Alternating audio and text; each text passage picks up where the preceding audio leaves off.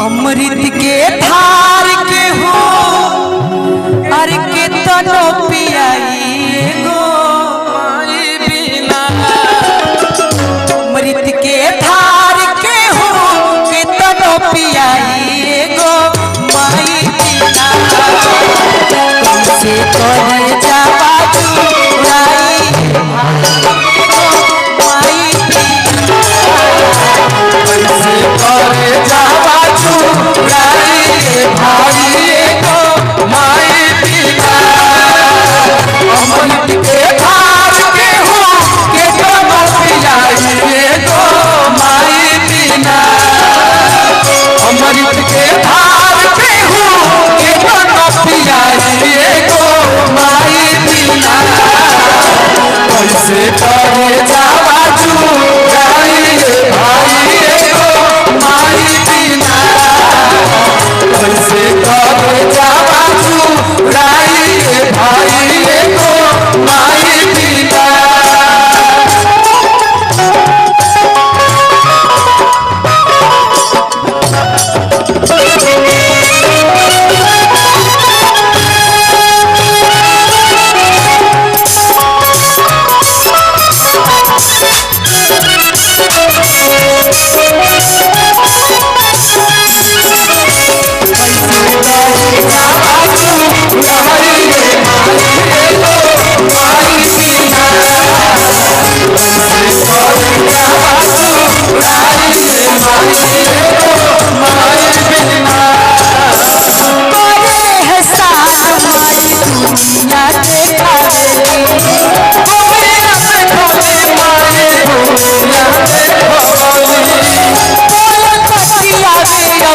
चले के सीखा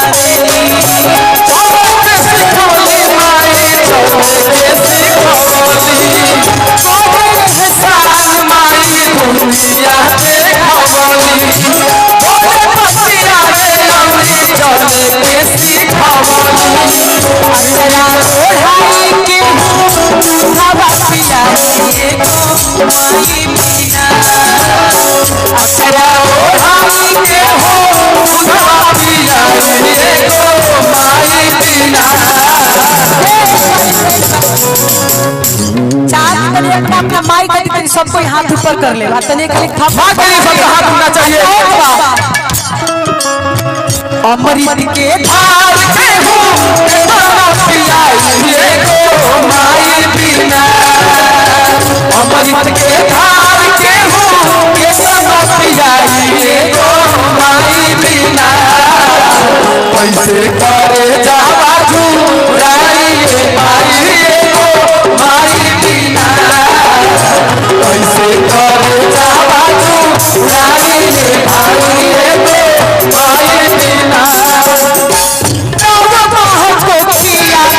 रखली सहेज के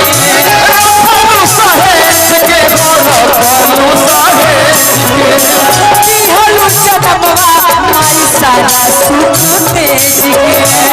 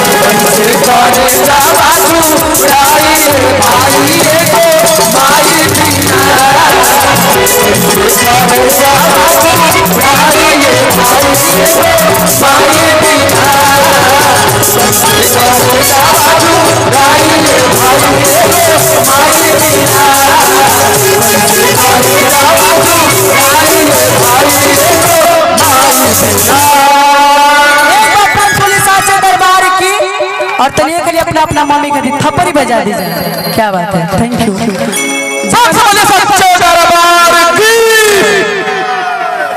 ऐसा